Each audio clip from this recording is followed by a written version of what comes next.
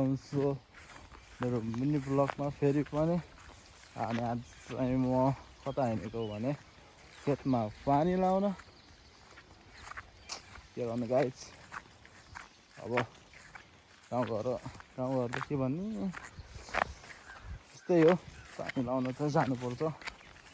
अब धानमा पानी लाउन हिँडेको हो म भने धान चाहिँ हरियाली हेर्नुहोस्। अरू त के नै भनौँ, यहाँको बाटोहरू यस्तो हुन्छ कि धानको खेतको बाटोहरू कसम बोल्दै चाहिँ हरियाली हरियाली। बरेर चाहिँ उता हो गाइस, बरेर चाहिँ यो बुटोले छेक्यो त्यता हो। अनि म बस्ने चाहिँ यता दथुमतिर हो गाइस। पानी चाहिँ लाउनु पर्यो गएर खेतमा। अनि गाइस हजुरहरूलाई के भन्ने, धेरै दिनपछि यसो जोस जागर चलिरहेछ म माथि भिडियो हाल्नको लागि। यो जोस जागर फेरि कति दिनको लागि हो थाहा छैन गाइस।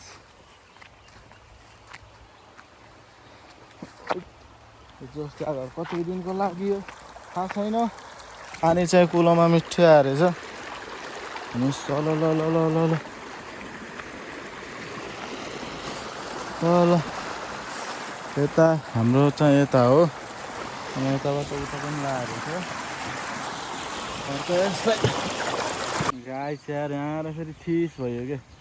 हाम्रो खास नि यहाँ दुईवटा खेत हो, यो एउटा त यो हो, एउटा यो हो कि माको तलको त्यो थाहा नै भएन क्या मलाई जहाँसम्म लाग्छ तलको जस्तो लाग्छ। अब पानी लानु कहिले आइन्न, आजै आएको त्यो भएर नि खेत एउटा खेत त चिनेको त्यो दुःखमा लगाएर गइदिनु पऱ्यो अलिअलि यस्तो। अनि आएपछि लाएको जस्तो गरिदिनु पऱ्यो गाइस। पानी चाहिँ मिठो फास्टमा गइरहेछ गाइस। ल एकछिन यो पानी खाने भएर अब घर जाने बेला भेटौँला है त गाइस। ल त गाइस पानी सानी टाइममा भर्यो अनि म चाहिँ घर चलिदिएँ कि घर जाने हो, चेप्पो बस्ने हो अनि गाइस आजको भिडियो यति नै।